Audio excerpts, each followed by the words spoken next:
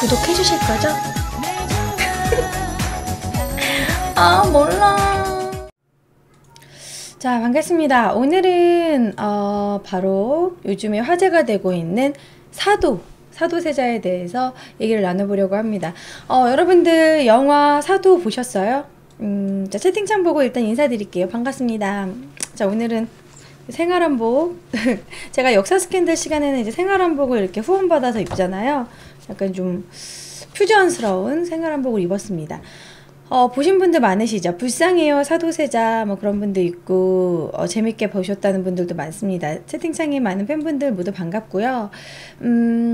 예, 오늘은 이제 역사 스캔들 시간에 여러분들과 정말 많은 이야기를 좀 토론을 해보려고 준비를 했습니다. 사도세자가 과연 정말 희생양인지, 당쟁의 희생양인지, 노론에 의해서 아버지에게 미움을 받고 정말 불쌍하게 뒤주에서 정말 잔인하게 죽임을 당한 불쌍한 인물인지, 아니면 사도는 정말 물론 아버지한테 미움을 받고 그것 때문에 미쳐가지고 어느 정도 화증 때문에 주변에 뭐 내인들이나 그런 환관들, 내시나 궁인들을 거의 100여 명을 살인한, 어떻게 보면은 너무 잔인하게 죽인 약간은 좀 사이코패스 같은 살인마인지, 뭐 그런 것에 대해서 요즘 역사적인 조명이 좀 엇갈리고 있습니다. 그래서 그런 것에 대한 우리 얘기를 좀 나눠보려고 해요.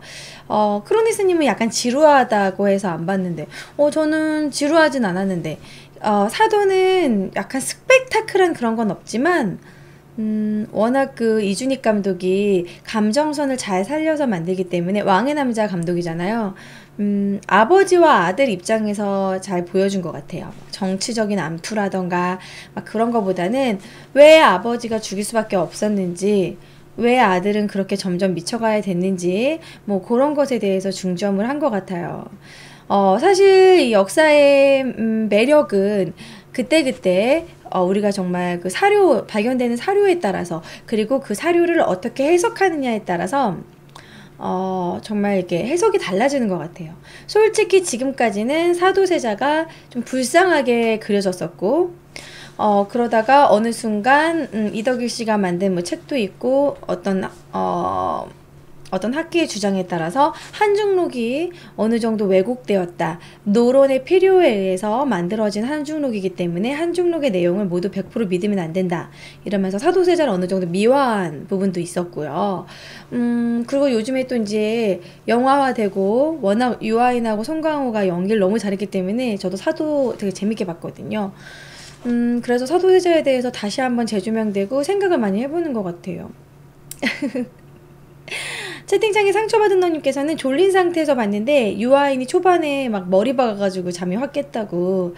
예, 실제로 사도세자가 영조가 자결하라 라고 칼을 줬을 때 자결을 거부했고, 그냥 차라리 자기한테 사약을 내려달라고.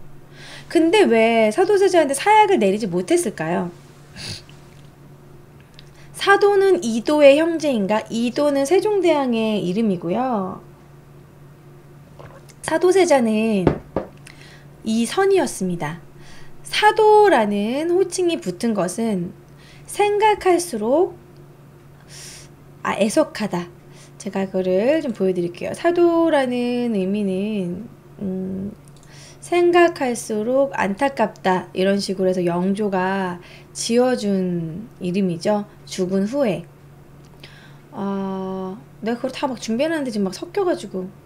예, 어쨌든 사도라는 건 그렇게 해서 나중에 이름이 바뀐 것이고요. 사약을 내리게 되면 영모가 돼버리죠. 그럼 영모를 일으킨 자의 아들은 왕이 될 수가 없어요. 영모는 대역죄이기 때문에 연좌제로 처리가 됩니다. 그럼 그 부인부터 아들까지 모두 죽기 때문에 똑똑한 정조가 옛 세손이 죽을 수밖에 없었기 때문이죠. 에넬님이 생방이고요. 예. 춤 안 추나요? 춤은 어제 방송 때 췄어요. 공부할 땐 공부하고 놀 때는 놀고. 생각할수록 슬프다. 예, 사도는 생각할수록 슬프구나, 이렇게 해서 이름을 지어줬다고 합니다. 양님 말처럼. 제가 이거 여기 들어가 있었구나. 예, 사도 생각할수록 슬프다. 혹은 서럽다 생각할수록 서럽구나 하면서 사도란 이름을 영조가 지어줬다고 합니다. 일단 먼저 사도세자에 대한 내용부터 먼저 좀 보여드리고, 사도세자가 어렸을 때보다 어떻게 컸고 어쩌다가 점점점 아버지한테 미움을 받게 됐고 점점 미쳐갔는지 뭐 그런 것에 대한 영상을 하나 보여드리려고 해요. 근데 실제로 사도가 칼 들고 영조를 죽이러 갔나요? 한중록에 의하면 그렇게 쓰여 있습니다. 아모리 하러 간다. 이래서 아모리라는 뜻이 아버지를 어찌어찌 하려 한다, 이런 식으로 약간 죽이려는 뉘앙스로 들고 갔다. 그리고 실제 왕이나 뭐 세자가 지나가는 그런 길로 가는 것이 아니라 수구, 하수구 쪽으로 숨어서 갔다, 이런 부분이 어느 정도 그러니까 정상이 아닐 때, 발작이 일으켰을 때 누군가를 죽이지 않으면 그 발작이 멈추지 않았었대요. 그랬을 때 이제 정말 닭이나 막 그런 동물을 죽이거나 아니면 주변에 정말 넷이나 궁녀들을 죽이지 않으면 그 발작이 멈추지 않았는데, 그 화증이 났을 때 아버지를 죽이려고 그런 행동도 있었다고 우리가 간주하고 있습니다. 자, 그러면은 일단 정리를, 영상을 한번 싹 보고서 오늘 본격적으로 얘기를 해보도록 할게요. 자, 사도세자에 대한 짧은 영상을 보여드렸습니다. 요즘은 이렇게 좀 사도세자의 진실, 뭐 여러 가지 내용이 많이 나오고 있습니다. 그리고 채팅창에서 영화가 사실을 기반으로 해도 어디까지가 사실인지 모르겠어요 하시는데, 제가 이따가 한번 사도세자 그 영화에 대해서도 이것은 진실이고 이것은 팩트고 이거는 뭐 픽션이고 뭐 이건 논픽션, 이런 것도 좀 정리를 한번 해드릴게요. 일단 사도세자에 대해서는 웬만한 분들은 거의 다 아시겠지만, 그래도 뭐랄까 좀 전체적으로 잘 모르시는 분들도 조금 있을 수도 있기 때문에 정리를 한번 해볼까요? 얘기를 간단히 자연스럽게 얘기를 하면서, 영화 사도를 보시면 아시겠지만 사도세자는 바로 영조의 아들입니다. 그럼 영조는 누구의 아들일까요? 영조는 흔히 우리가 드라마 동의 보셨어요? 한효주 나오는? 동의가 무술이 출신인데 그 동의의 아들이 바로 영조예요. 연인군. 동의가 이제 장희빈 다음으로 숙종의 마음을 이렇게 얻게 되죠. 그러니까 숙종이 한창 장희빈한테 빠졌고, 장희빈은 좀 남인 계열이었어요. 그래서 장희빈을 이뻐할 땐 남인이 막 득세를 했는데, 장희빈의 아들이 바로 경종이고, 경종이 후사 없이 빨리 죽었단 말이에요. 젊은 나이에. 경종이 죽고 나서 다음 왕위를 이을 사람이 없었기 때문에 바로 경종의 동생, 바로 배다른 동생이라고 할 수 있겠죠. 바로 영조가 이제 왕이 된 것입니다. 연인군이. 근데 그러면 이제 숙종의 아들이 영조가 되는 것이겠죠. 숙종의 아들. 그런데 이 영조가 왕이 될 때부터 약간 좀 문제가 있었어요. 영조의 혼자 힘으로 왕이 된 게 아니죠. 영조를 왕위에 올리게 된 게 누굴까요? 보세요. 경종은 장희빈의 아들이고, 장희빈은 남인 계열입니다. 남인은 동인에서 있는 거고요. 그러니까 서인, 남인이 이렇게 있고, 서인에서 이제 노론이 또 있는 것이고, 남인 같은 경우에는 동인에서 이제 북인 남인, 그 중에서 이제 남인인 거예요. 북인은 광해군이 쫓겨나면서 같이 아웃된 거고. 이 붕당 얘기하면 좀 복잡하니까 그것은 여러분들 제가 유튜브에 올려놓은 붕당 정리한 수업 내용이 있으니까 그거 한번 헷갈리면 보시면 좋을 것 같고요. 자, 어쨌든 맞아요. 채팅창에서 노론이라고 많이 올라오는데, 바로 노론이 영조를 즉위하는데 힘을 썼습니다. 그러니까 영조는 노론이 즉위시켜준 왕인 거예요. 그러니까 어느 정도 노론의 눈치를 볼 수밖에 없었겠죠. 그쵸? 그렇기도 했고, 그것이 바로 영조의 첫 번째 컴플렉스였습니다. 그 다음에 두 번째, 적통이 아니었다는 거. 물론 경종도 장희빈의 아들이기 때문에 적통은 아니에요.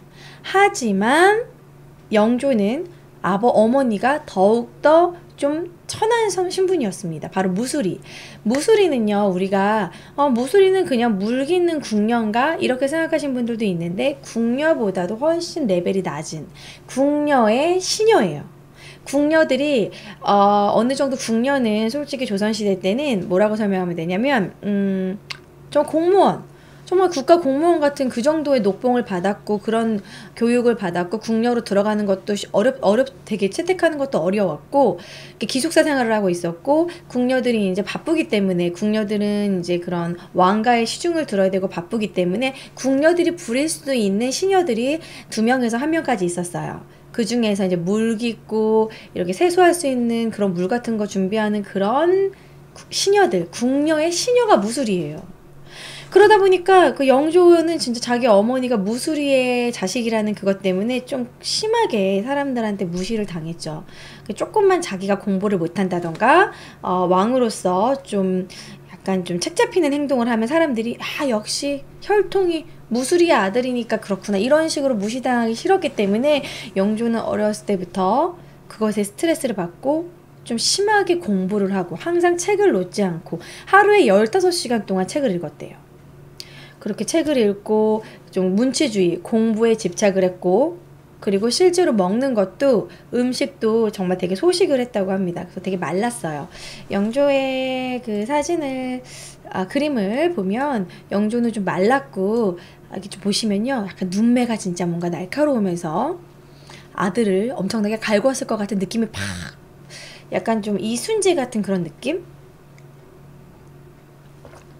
이게 사실 이 어진이 실제로 은근히 되게 사실적이래요. 그린 게. 그래서 실제로도 이렇게 닮았을 것이다 라고 보고 있는데 뭔가 좀 깐깐한 느낌이 나는 그런 외모예요. 그쵸?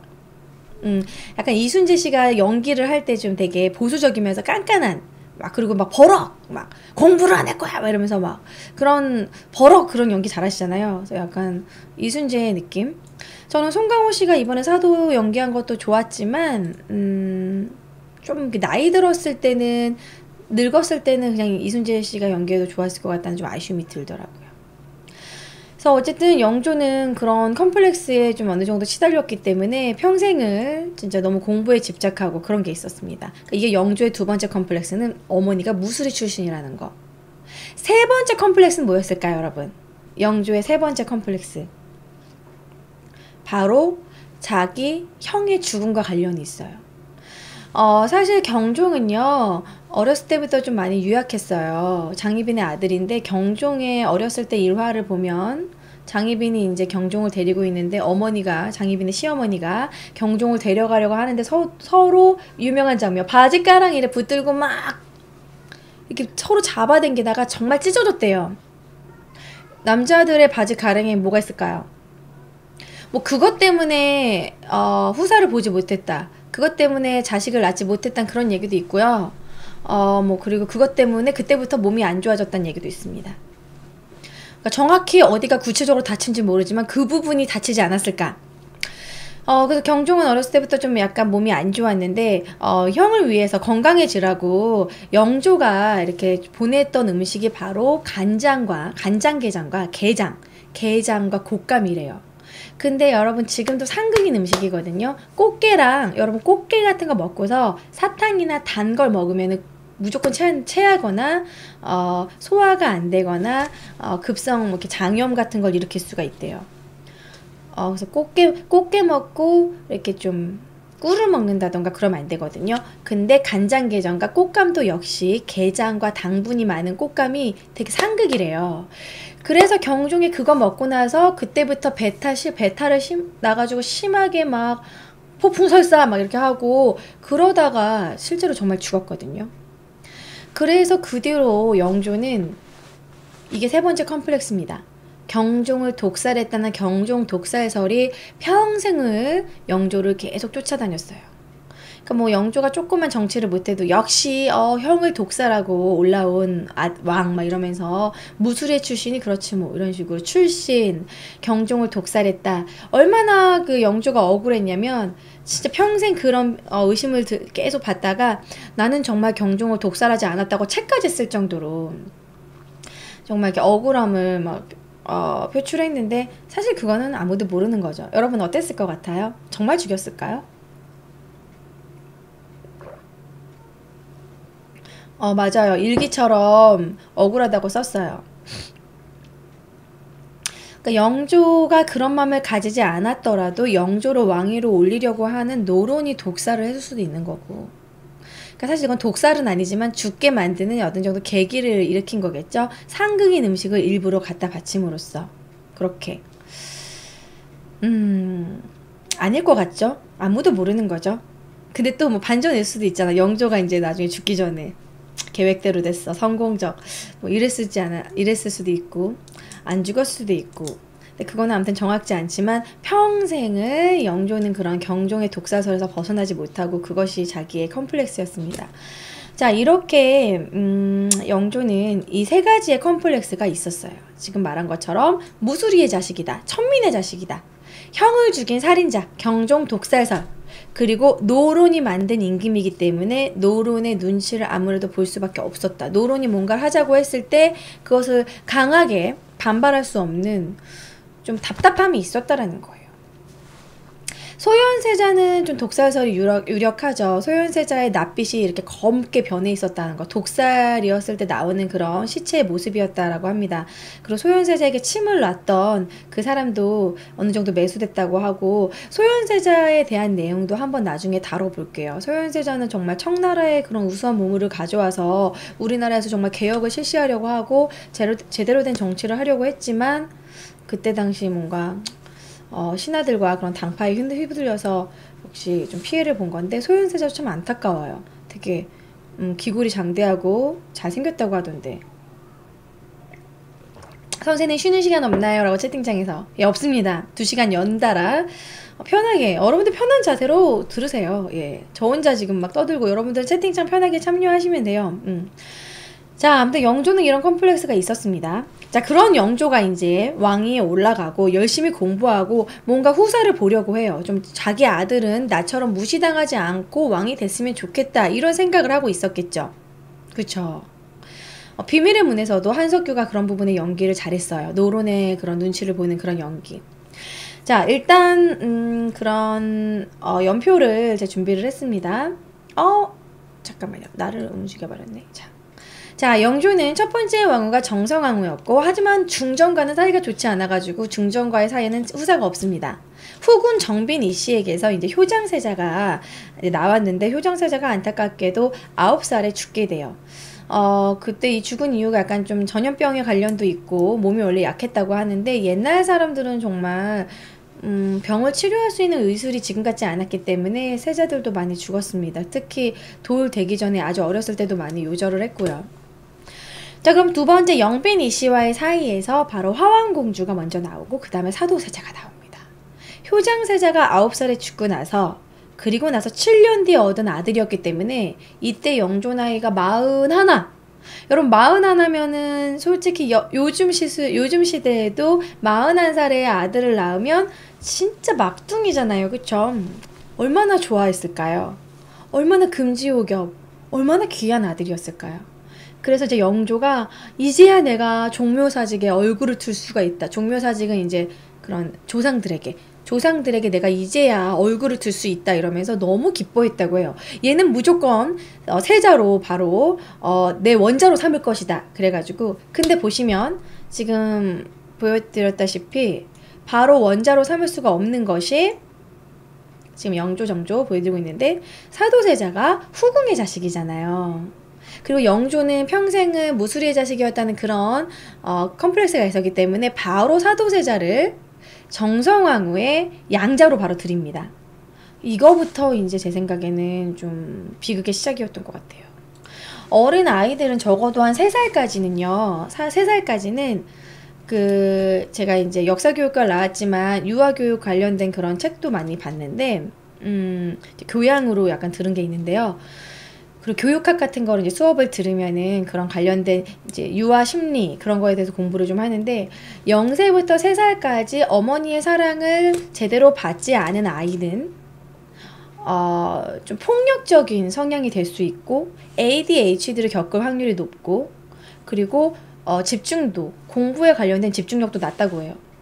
그리고 사람을 잘 못 믿는데요. 그런 0세부터 3살까지는 그런 신뢰감 형성기인데, 딱 자고 일어났을 때 딱 엄마가 있어야 되는데 엄마도 없고 엄마의 사랑을 받지 못하면 그러니까 좀 집착을 막 그 애정에 집착을 하게 되고 뭔가 이제 약간 폭력적으로 아이가 클 수 있다라는 거예요. 사람도 다 믿지 못하고. 근데 정말 그럴 것 같아요. 저도 어렸을 때는 저도 어렸을 때 엄마가 좀 아프셔가지고 할머니한테 크게 했는데 아직도 그런 기억이 나. 엄마가 이제 맞벌이 하시느라고 나를 재워놓고 일하러 가신 거예요. 그래서 어렸을 때 자고 있다가 딱 일어났을 때 자고 일어났을 때 엄마가 없으면 되게 서러웠던 그런 기억이 아직도 막 남아 있거든요. 그러니까 여러분들도 막 그런 거 있잖아요. 어렸을 때 엄마한테 좀 상처받았다던가 애정을 많이 못 받았다던가 나보다 동생을 이뻐했다던가 뭐 혹은 뭐 형이나 언니를 더 누나를 이뻐했거나 그러면 그런 상처가 평생을 가잖아요. 사도세자도 약간 그런 부분이 있죠. 사도세자는 2살 때부터 어머니와 떨어져. 그러니까 1살 때 처음으로 사도세자 1살 때 딱 첫돌이 됐을 때 이제 원자로 책봉을 했다고 합니다. 가장 빠른 그 원자 책봉이었다고 해요. 원래는 10살, 뭐 빠르면 7살 이렇게 원자로 책봉이 되는데 1살 때 됐다는 거는 정말 빠른 거죠. 왜냐면 그때 영조가 나이도 많았고 효장세자가 빨리 죽었기 때문에 이 사도세자 같은 경우에는 빨리빨리 그 제왕의 교육을 시키고 싶어하는 그 영조의 욕심이 있었어요. 그래서 2살 때부터 어머니랑 떨어져서 동궁전에서 지낸 거예요. 거기 영화에 보면은 막 애기가 막 이렇게 손가락 빨면서 애기야 완전 막 2살 때 쭉쭉쭉 빨면서 어머니 오늘 같이 자면 안 돼요? 이러니까 막 궁녀들이 안 됩니다. 세자는 따로 주무셔야 됩니다. 무조건 혼자 동궁전에서 잤다고 해요. 궁녀들과 함께. 그래서 그런 부분에서 이제 어느 정도 어머니와의 사랑을 받지 못한 결핍이 있었고 그때부터 조금씩 이제 약간 이제 재앙의 시작이라고 할 수 있겠죠. 그리고 아까 채팅창에서 어떤 분이 나왔는데 맞아요. 그것도 있어요. 바로 사도세자가 동궁전에서 있었는데 동궁전에 있는 신하들은 계속 똑같은 거의 신하들이 상주를 합니다. 그런 제왕의 교육을 시키는데 엘리트들인 그런 사람들이죠. 오랫동안 동궁전에서 제왕의 교육을 시켰던 그런 그런 궁녀들, 그런 내시들, 그들이 바로 경종이 어렸을 때 그 경종을 키웠던 장희빈의 아들을 키웠던 그들인 거예요.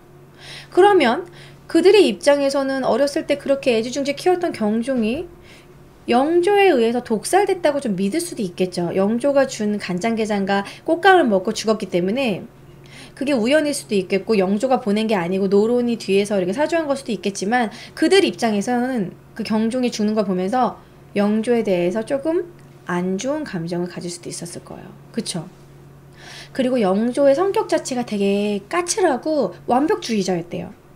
그리고 어디서 좀 안 좋은 얘기를 들으면 바로 귀를 씻고 그 귀 씻은 다음에 그 본인의 그런 안 좋게 자기가 뭐 안 좋은 귀신이 씌었다 뭐 악담을 받거나 그러면은 오늘 하루 운이 안 좋다 해가지고 그것을 다른 사람한테 그거를 보내야 된다 해가지고 그 주로 주변에 있는 그런 내시들한테 괜히 말 걸고 영화에 보면 나와요. 별일 없지? 이런 식으로 괜히 말 걸어요. 그러니까 자기한테 운 나쁜 그런 불운을 남한테 이렇게 던진다 뭐 그런 거죠. 그래서 어쨌든 경종의 그런 동궁전에 있던 그런 식구들은 영조한테 사이가 나빴겠죠. 영조한테 사이가 안 좋았기 때문에 걔네들이 좀 일부러 사도세자한테 공부보다는 영조가 워낙 공부하는 걸 좋아하고 그거에 칭찬하고 하니까 그런 무예라던가 그림 같은 거를 그리게 막 시켰다 그런 이야기도 있어요.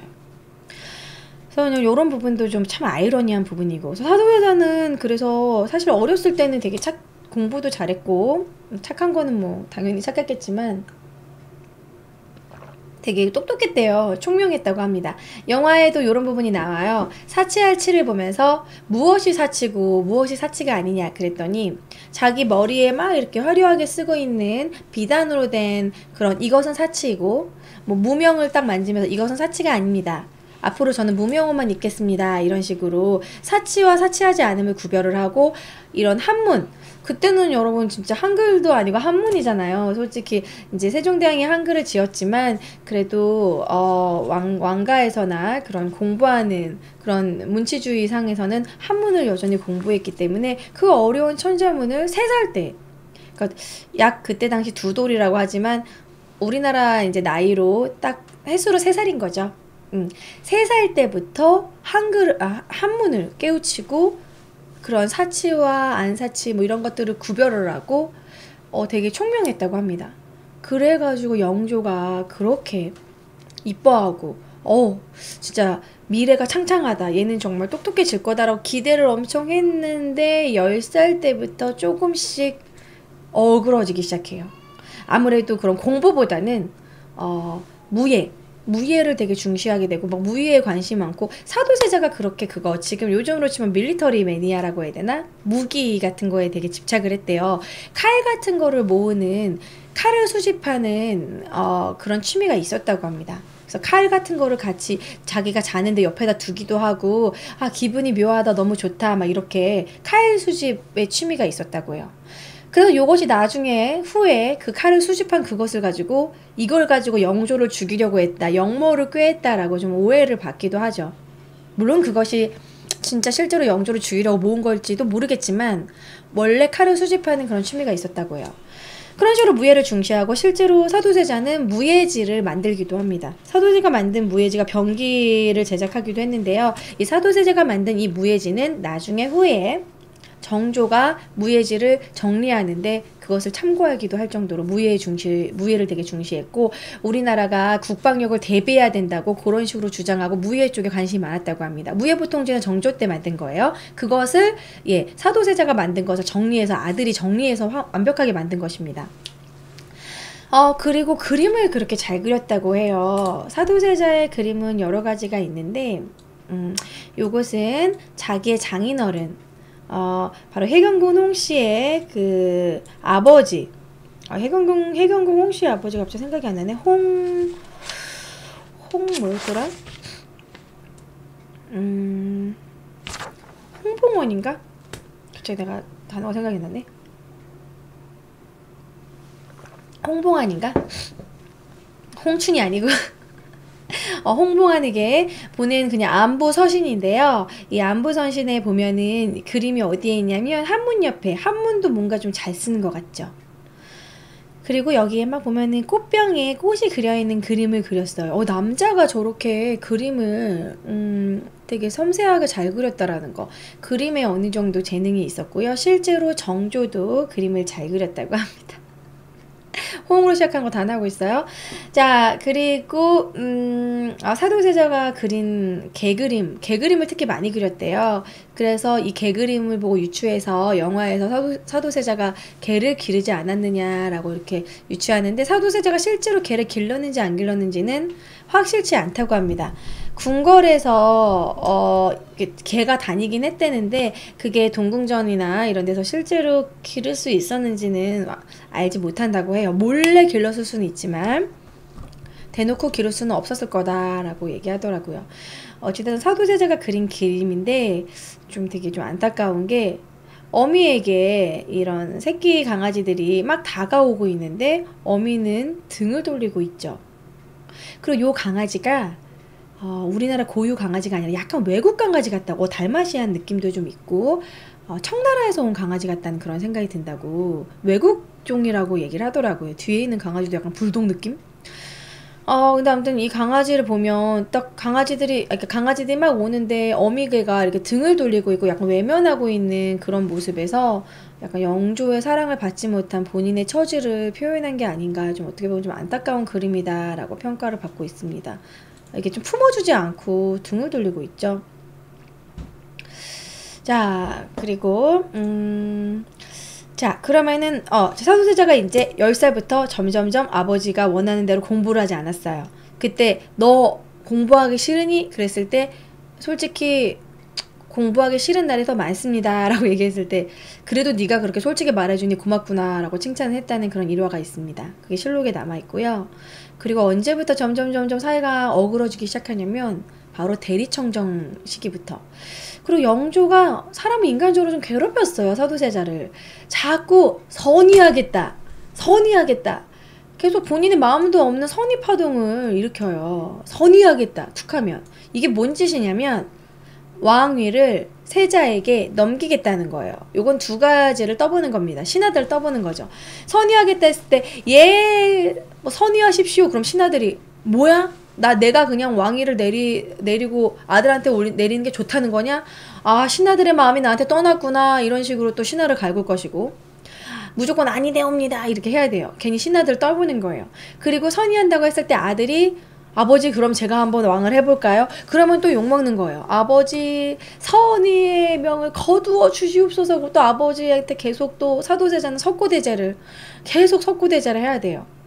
그 석고대제라는 게 정말 얼마나 힘든 거냐면 물도 못 먹고 밥도 못 먹고 가만히 앉아서 계속 이 선의의 명을 거둘 때까지 계속 앉아있고 빌고 머리를 조아리는 건데, 이 날씨가 좀 선선하고 요즘 같은 날씨는 그나마 할만하겠지만 비가 오고 눈이 오고 덥고 이럴 때는 힘들겠죠. 이런 짓을 영조가 몇 번을 했냐면 재위 기간 동안 총 5번이나 했어요.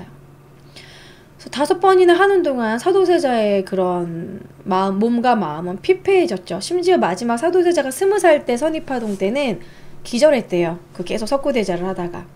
그래서 영화에는 눈 오는 날 완전 얼어가지고 기절하는 모습이 나타납니다.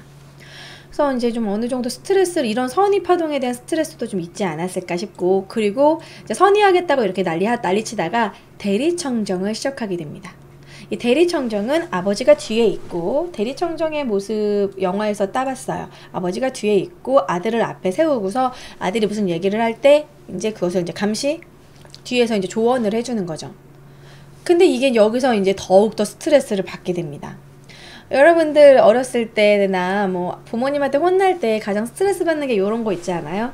저도 많이 당해봤는데, 뭐 이렇게 아래 보고 있고 막 혼나면은 왜 대답을 안 해? 네 그러면은 어디서 따박따박 말대답이야. 그리고 이제 뭐 아빠 이렇게 마주 쳐다보면 어디요? 아빠를 눈을 노려보고 아래를 보면은 아빠 얼굴 봐 막 그러고 뭐 어쩌라는 막 그런 식으로 이게 좀 뭐 이래도 혼나고 저래도 혼날 때가 있어요. 그거는 그냥 부모님이 기분이 안 좋은 거예요. 그냥 혼나야 돼요. 그냥 잘못했습니다 하고 있어야 되거든요. 그런 식으로 이때 유아인이 아버지한테 이런 일이 있는데 어떻게 할까요? 라고 상의를 하면, 그것도 네 혼자 못하면서 어떻게 네가 왕이 될 수 있겠느냐 이러면서 혼내고, 예 알겠습니다. 그래가지고 이제 이런 각종 이제 문제들을 혼자서 해결하고 이제 신하들한테 명령을 내렸더니, 너 나를 무시하는 거니? 너 네 맘대로 어떻게 네가 아버지랑 상의도 없이 뭐 하라는 거지? 그러니까 이것이 영조는 사도세자를 좀 혹독하게 왕으로서의 교육을 하려고 그런 것일 수도 있겠지만, 이때부터 사도세자가 완벽히 미쳐버렸다라는 거. 그래서 아버지와의 관계가 최고로 나빠지게 된 게 바로 이 대리청정 시기라는 겁니다. 영화를 봐도 정말 열받아요. 왜 저래? 막 이럴 정도로 진짜 열받겠다. 이때 여기서 유아인의 연기가 압권이에요. 막 되게 억울한 표정. 이 유아인은 특히 이 억울한 표정을 진짜 잘하는 것 같아요. 어떤 그 드라마나 김희애랑 나온 미래라는 드라마에서도 그렇고 되게 억울한 표정의 연기를 되게 잘해요. 막 되게 억울한 표정의 연기를 진짜 잘하는데, 진짜 내가 봐도 미쳐버리겠구나. 어쩌라는 건지. 이때부터 이제 아버지랑 엄청나게 사이가 안 좋아지기 시작합니다. 그리고 자기 뒤를 봐줬던 자기 이제 그 할머니가 돌아가시고 나서는, 거기 할머니 돌아가신 거 영화에 나오죠. 그러면서 점점점 이제 어그러지기 시작하면서 사도세자가 20살 이후부터는 이제 화증을 겪기 시작했다고 해요. 어떤 병을 얻게 되냐면, 아버지가 이제 툭하면 불호령을 내리고 혼내고 이러니까 아버지 발자국 소리만 들어도 심장이 막 벌렁벌렁한 거예요. 그래서 여기에 이제 역사적으로 이제 나와 있는 글을 보면 20세부터 동궁이 요즘 가슴이 막히고 뛰는 증세가 있어 발자국 소리만 들어도 그렇게 된다라고 한종록에 나와 있고요. 되게 극단적으로 예민한 거, 그리고 이렇게 막 어떻게 행동을 해야 될지 모르겠고 막 숨이 팍팍 막혀오는 공황장애, 여러분 혹시 아세요? 공황장애? 저는 실제로 공황장애가 있었던 분을 본 적이 있는데, 저희 아버지 친구분이 약간 공황장애를 겪으셨어요. 근데 그게 잘 뭔지 몰랐는데, 갑자기 그 공황장애 발작이 나시면 119에 실려가야 돼요. 그러니까 사람이 있는 곳에서 공황장애가 딱 나타나면 숨이 막 가빠오고 막 입에 거품 물고 쓰러지기도 하고 병이에요. 정말 그 정신적인 병입니다. 그리고 두 번째 또 어떤 정신병이 나오게 되냐면 그러니까 그때 당시는 정신병이라는 그런 개념이 없었잖아요. 그래서 그때 당시 사도세자의 병을 이거는 내의원한테도 밝히지 못한다. 그러니까 말 그대로 정말 정신병이었다라는 거죠. 정신병이라는 건데 의대증이라고 해가지고 의대증은 옷을 입지를 못하는 거예요. 그러니까 옷을 제대로 고르지도 못하고 선택장애가 오는 거고 이 옷도 싫어 저 옷도 싫어 다시 가져와 이러고 옷이 옷감에 이렇게 닿는 거를 견디지 못했대요. 그래서 평소에 옷을 다 풀어헤치고 제대로 옷을 입지 않았다고 합니다. 그래서 그 의대증이 생기게 된 것도 바로 영조에 대한 두려움 때문이죠. 옷을 딱 갖춰 입으면 아버지를 보러 가야 되니까 옷을 갖춰 입기 싫은 거예요. 그리고 이때 영조가 실제로 사도세자가 이게 모자를 제대로 썼는지, 이렇게 데님을 제대로, 옷고름을 제대로 묶었는지, 옷에 대한 그건 가지고 되게 많이 싸웠대요. 우리 부모님한테도 옷차림 가지고 많이 혼나죠. 저는 어렸을 때 찢어진 청바지 입었다고 엄청나게 맞았었어요. 그래서 못 입게 해가지고, 요즘 찢어진 청바지 요즘에도 다시 유행하는데 저 때도 유행을 했었거든요. 그땐 좀 헐렁한 약간 힙합 바지 같은 거. 그래가지고 그거를 이제 아빠 못 입게 하니까 가방에 넣고 이제 집에 오기 전에 바지 2개 입고서 그때 힙합이었기 때문에 겉에도 힙합 바지니까 겉에 벗고 이제 밖에서 갈아입고 막 이렇게 오는 거 걸려가지고 가방에 있었던 거 걸려가지고 못 입게 하니까 이렇게 또 날 속여 이러면서 엄청 혼났었거든요. 옷차림 가지고 우리 부모님한테 많이 혼나잖아요. 헤어스타일, 옷차림, 뭐 깔끔하게 하고 다녀라 이런 걸 혼내는 것처럼 영조도 사도세자를 엄청나게 너 이런 식으로 하나하나 트집 잡히면은 신하들한테 책 잡힌다 이러면서 영조는 본인이 무수리의 자식이었고 노론에 의해서 왕이 되었기 때문에 뭔가 왕은 조금이라도 트집 잡히면 안 된다. 아들을 생각해서 그럴 수도 있었겠지만 이제 사도세자에겐 그것조차도 스트레스였다는 거죠. 의대증. 이따가 시간 나면은 요런 거 퀴즈 낼게요. 의대증. 막 옷이 옷감에 닿는 것도 싫어하는 일종의 정신병입니다. 의대증을 겪었다라고 해요. 근데 이 의대증을 겪을 때 많은 주변의 궁녀들과 내시들이 죽게 됩니다. 옷 갖다 주다가 그것 때문에 발작 일어나가지고 죽이고 심지어 목을 베어서 효시 그러니까 이런 걸 이렇게 목을 베가지고 이렇게 장대에다가 이렇게 보여주는 걸 효시한다고 하거든요. 목을 베어서 이렇게 들고 다녔다고 해요. 그러니까 어느 정도 정말 정신적으로 약간 간 거죠. 미쳤던 거죠. 그리고 그렇게 잔인하게 죽였다는 것은 좀 어떻게 보면 약간 정말 사이코패스적인 그런 게 있었다고도 볼 수 있습니다. 제가 여러 가지 역사적인 그런 글을 보여드리려고 하는데요. 글씨가 잘 안 보이시죠? 제가 줄근 것만 보세요. 자, 대리청정한 때부터 질병이 생겨 천성을 잃었다. 이건 이미 영조실록에 나와 있는 겁니다. 병의 증세가 더욱 심해져 병이 발작을 할 때는 궁비와 환시를 죽이고 실제로 죽였어요. 죽인 후에는 후회하곤 하였다라고 실록에도 나와 있고 자, 그 다음에 이건 좀 긴데 제가 읽어드릴까요? 실록에 나와 있는 건데요.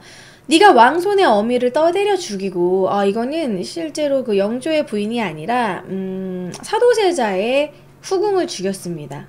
사도세자 후궁이 자기의 자식까지 낳아줬는데도 때려 죽였어요. 여러분 그냥 죽인 것도 아니고 때려 죽였대잖아요. 그럼 되게 좀 잔인한 거죠.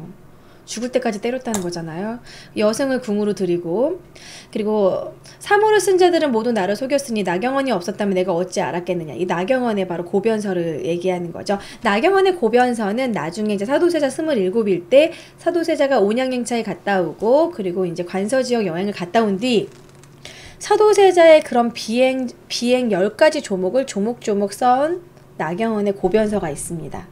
근데 그 고변서를 모두 불태우고 바로 나경원을 참수하거든요. 근데 이 나경원의 고변서를 쓰게 한 배우가 과연 노론일지 그 배우는 확실히 밝혀지진 않았어요. 그러니까 우리 노론일 것이다 라고 생각을 하고 있지만 그 정확한 인물은 밝혀지지 않았다고 해요. 영화에서는 누가 시키는 거 나오는데 정확한 배우는 알 수 없대요. 왕손의 어미는 내가 처음에 매우 사랑하여 우물에 빠진 듯한 지경에 이르렀는데 어찌하여 마침내는 죽였느냐. 그 사람이 아주 강직하였으니 반드시 내 행실과 이를 간하다가 이로 말미암아서 죽임을 당했을 것이다. 뭐 이런 식으로 자기의 후궁까지 사도세자가 죽였고 자, 살인에 대한 기록을 일단 싹 보여드릴게요. 당번내간 기만체라 하는 것을 먼저 상하오셔 기만체라는 그 실제 내관을 죽입니다. 그 머리를 들고 들어오셔 내인들에게 보여줬다는 거죠. 회시하오시니 내가 사람의 머리 베인 것을 보았으니 해경궁 홍씨가 보았던 그 장면을 잔인한 장면을 봤다는 거죠. 그러니까 아마 아내 입장에서도 처음은 남편을 사랑할 수도 있었겠지만 이런 점점 정신병적인 이런 광적인 행동을 하고 살인을 저지르는 것을 봤을 때 해경궁 씨는 아마 되게 두려웠을 거예요. 나도 죽이지 않았을까, 아마 두려움에 떨지 않았을까 싶어요. 그리고 심지어 이런 가마꾼, 궁궐수행원 이런 사람들이 죽은 사람들도 있고 병신된 것들도 있어. 하루에도 대궐에서 사람을 여럿을 데리고 나갔다라는 거예요. 하루에도 여러 명을 죽였다라는 겁니다. 그리고 실제로 대천록에도요. 자, 대천록은 정조 때 박하원이 쓴 책입니다. 실제로 쓴 책인데요. 대천록이란 이름 자체도 정조가 지어준 거예요.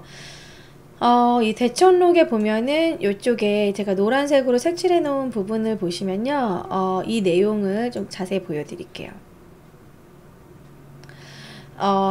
여기에 죽일장 쭉쭉쭉쭉 나오는데 이 내용이 세자가 중간 내인 노비 등을 죽여 거의 100여 명에 이르고 낙형 등이 참혹하고 죽였던 그런 다 베어서 죽이고 그런 모습이 참혹하고 잔인한 모양이 말로 할 수가 없었다라고 합니다. 그래서 좀 이런 부분을 보면 사도세자가 아버지 때문에 그렇게 미쳐가지고 그런 부분은 안타깝고 뒤주에 죽은 건 맞지만 좀 너무 많이 죽이지 않았나, 그런 부분은 좀 약간 좀 사이코패스적인 기질이 있었다, 좀 무섭다, 이런 부분도 있어요. 그래서 살인에 대한 그런 증거 부분은 제가 더 보여드릴게요. 잠시만요. 이거는 대천록 지금 방금 보여드린 거고.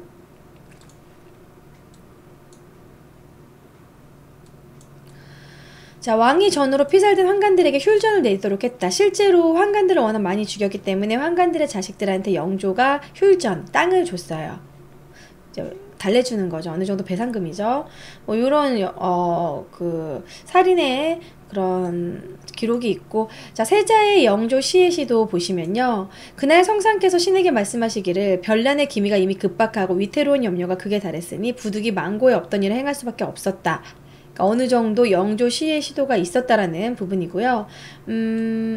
자, 영조의 시의 시도는 한중록에는 특히 사도세자에 대해 잘 나와 있는데, 웃대거를 수구로 가오신다 하야 가시다가 목 가오시고 발작이 가다가 멈췄대요. 도로 오시니 그것은 윤5월 12일간이라. 수구로 간다는 거는 하수구길로 갔다는 겁니다. 옛날에는 하수구길을요 지하로 파지 못했어요. 그렇게 기술이 뭐 옛날이기 때문에 조금 낮게, 약간 지대가 낮게만 이렇게 만들었습니다. 실개천이 흐르게 만들었다는 거죠. 왜 정상적인 길로 안 가고 수구로 갔을까? 이것이 어느 정도는 영조를 시해하기 위해서 간 게 아닌가, 그렇게 보고 있고, 실제로 한종록에 보면 병화로 아모리 하려오노라. 협검하고가, 협검이 뭐냐면 검을 가지고 가, 아모리 하고 오고 싶다. 아모리 하고 오고 싶다. 그 아모리의 의미는 뭐냐면 어찌어찌해서 죽이고 싶다, 이런 의미입니다. 그러니까 죽인다는 의미예요, 아모리가. 그러니까 아버지를 죽이려고까지 할 정도로 사도세자는 미쳤었다라는 거죠. 그러니까 우리가 지금까지는 영조가 정말 무서운 아버지고 어떻게 자식을 그렇게 뒤주에 죽였나 그렇게 생각하지만, 영조의 입장에서는 또 죽일 수밖에 없었다는 그런 부분도 있습니다. 그러니까 사도세자도 미친 것도 안타깝지만. 그럼 이거는 지금 제가 사도세자의 살인행각에 대해서 보여드렸어요. 좀 약간 사이코패스적인 살인행각에 대해서 보여드렸다면, 또 사도세자를 또 옹호하는 입장도 있어요. 한중록 자체가 거짓이다라고 말하는, 이건 서프라이즈에서 그것에 대한 걸 했기 때문에 제가 거기서 좀 캡처를 땄어요. 사도세자 묘지문에 관한 기사가 영조가 애통해하면서 사도세자 묘지문에 기록을 했다. 그러니까 영조는 사도세자를 죽이고 싶어 하지 않았다라는 그런 비문의 내용이고요. 그리고 실제로 사도세자가 그런 습진, 몸에 약간 피부병이 있어가지고 온양에 갔는데, 온양 온천이 유명하잖아요. 옛날부터. 온양행차에 갔다 왔는데, 뒤주에 가서 죽기 전에 2년 전에 온양행차를 갔다 오는데, 이 나경원의 고병서에는 온양행차에 가서 여성들과 놀아나고 막 기생들을 만나고 왔다라고 써있는데, 뭐 실제로는 온천에 머무는 동안에도 계속 강연을 열어서 학문을 계속하고 공부를 했다, 뭐 그렇게 보고 있고, 그리고 실제로 이런 의대병이 있었는데, 이 의대병 부분도 한중록에 기록된 사도세자 이런 정신병 증세는 사실이 아니다. 이 사도세자의 죽음을 어쩔 수 없게 만들기 위한 조작이다라고 보는 학자들도 있다라는 거죠. 왜 그러냐면 그 해경궁 홍씨의 집안이 바로 노론 집안이고 그 뒤주를 가지고 온 사람이 바로 장인이래요. 홍봉안이 그 뒤주를 가지고 왔대요. 자기 그 사위 죽으라고. 그러면 사도세자의 죽음을 앞장섰던 그 인물이 바로 해경궁 홍씨의 집안이고, 그런데 사도세자의 아들이 왕이 됐잖아요. 정조가 왕이 됐잖아요. 그럼 어떡해? 정조가 자기 아버지의 복수를 하려고 했을 때 해경궁 홍씨의 그 집안이 피해를 입을 수도 있고 그 노론들이 엄청나게 피바람이 불 수 있기 때문에 한중록은 신하들에 의해서 죽였다는 것을 감추기 위해서 영조와 사도세자의 관계를 나쁘게 만들기 위해서 지은 책이다라고 주장을 한다는 거죠. 이것도 좀 일리가 있죠. 지금까지는 저는 그쪽으로 저도 좀 생각을 했었어요. 그리고 이제 세자를 폐하여 서인을 삼단 명을 내렸다. 이미 뒤주에 죽이기 전에 폐서인을 삼습니다. 그리고 또 이제 한중록에 쓰여있는 내용들을 살펴보면 뭐 대궐에 나가 여성들과 기녀들과 어울림, 그러니까 확실히 해경궁 홍씨랑 사이가 안 좋았을 것 같은 느낌이 들어요. 유용비가 모자라면 남대문 상인들에게 강제로 돈을 빌림, 그리고 궁녀와 내실을 살해함, 아들을 낳아준 경빈 박씨, 아까 그 왕손의 어미를 때려 죽였다고 하죠. 그래서 때려 죽였다. 그래서 되게 좀 너무 광적인 모습이 보입니다. 그래서 우리가 생각해 볼 것은 이것이 정말 이런 사이코패스적인 이런 살인이 정말일지, 아니면 학계에서 또 얘기하는 이것이 좀 거짓이라고 주장하는 게 맞는지, 요 두 가지가 쟁점이라는 거죠. 너무 해석이 둘이 판이하게 다르기 때문에 저는 요것에 대해서 오늘 토론을 하려고 해요. 그래서 어느 정도 저는 양쪽의 주장의 그런 기록들을 다 보여드렸기 때문에 한중록이 사실인가 아닌가, 뭐 그런 부분. 그리고 제가 더 보여드릴게, 이런 한중록이 좀 어느 정도 조작됐다라고 주장한 게 바로 이덕일 씨가 이걸 주장을 하면서 사도세자가 꿈꿈나라라는 이런 책을 썼습니다. 이 책이 나오고 나서는 사람들이 좀 사도세자에 대해서 좀 되게 많이 안타까워하고 한중록이 좀 조작됐다 그런 설이 좀 유력했어요. 어땠을까요, 여러분? 나주벽서 사건은 얘기를 안 했구나. 맞다. 나주괴서 사건, 나주벽서 사건, 나주괴서 사건 이렇게 얘기하는데, 요것은 이제 세자가 그 대리청정 시기에 나주괴서 사건이 일어납니다. 나주괴서 사건은 조정의 간신이 가득해 백성들의 삶의 도탄에 빠졌다라고 소론, 나주 객사에 이 흉서가 걸리는데, 이게 바로 소론 계열인 그 윤지가 이것을 다 이제 모의해서 쓰게 돼요. 나주에 있는 그 목사와 모의해서 쓰게 되는데, 이 윤지는 노론에 의해서 쫓겨난 소론 가문의 자지였기 때문에 노론에 대한 불만도 많았고 영조에 대한 불만도 많았어요. 이 윤지가 이제 나주 괴서에 쓴 내용이 경종 독살설에 대해서 썼어요. 영조가 경종을 독살했고, 지금 국가에 있는 영조와 뭐 노론들이 나라를 지금 망치고 있다라고 했을 때 바로 사도세자가 소론을 옹호를 했다라는 거죠. 대리청정 시기에. 그래서 확실히 좀 어느 정도 사도세자는 이런 노론의 눈밖에 난 건 사실이었던 것 같아요. 그래서 과연 이것이 노론의 조작인 것인가? 그렇다고 해서 이 궁인들을 죽인 이 사건에 대해서는 그건 좀 너무 심하지 않았나? 100여 명을 죽였다는 건 정말 좀 심하죠. 어느 사료가 더 확실한 거고 맞는 건지, 이것에 대한 아직도 학계의 논란이 되게 많아요. 여러분들은 어떻게 생각하세요? 저는 사실 대천록에 대해서는 제가 대학교 시절에 전 대천록보다는 우리 그때는 이제 한중록을 더 공부를 많이 했고, 사도세자가 영조와의 그런 불화로 죽었고 뭐 뒤주에 갇혀서 죽이고 뭐 그런 부분에 보고, 대천록에 대해서는 저는 좀 집중을 못하고 이번에 준비를 하게 됐는데, 또 대천록을 읽어보고 이렇게 보니까 좀 그 광증이 좀 너무 심했던 것 같기도 하고, 어떻게 생각하세요?